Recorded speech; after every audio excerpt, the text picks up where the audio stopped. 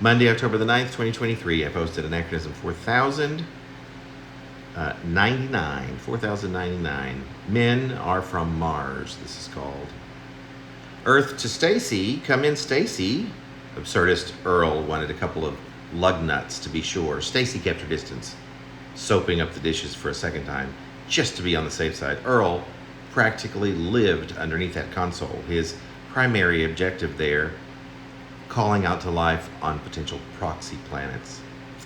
As if, thought Stacy, as Earl skipped around in a bit of a herky-jerky manner in what used to be the living room. No living here, thought Stacy, for a couple of spare lug nuts.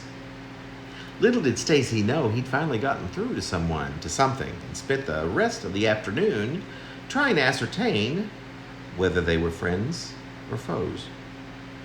Earl always assumed friend, figuring that if there were foes, the entire population of the planet, if not already decimated, would know very well about their existence by now. Stacy, safer than ever, seeing Earl in even more of a tizzy than she had grown accustomed to for the past decade or so. God, and I could have married Spencer Talbot, she could not help but think, as she often did of late. Went about scrubbing and then rinsing the dishes for a third round, just to remain in her own little world. Earl had planned to inform his wife once he broke for a bit of a nap, but by the time he got to the bedroom, she was already snoring. That had been shortly after midnight.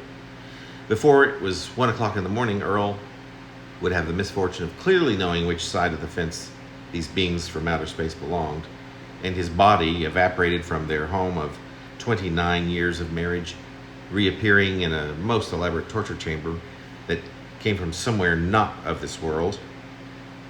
His heart sunk, and his thoughts, at least when he was able henceforth to have any, went lovingly to Stacy, along with a lot of regret, who awoke to an Earl-free home at round about 7 in the morning, and she went about the day without giving this emptiness even a second thought until about midnight that night, when she broke down in disbelief that she'd been abandoned. Or rather than disbelief, she finally believed, knowing that Earl was gone from this godforsaken planet for good.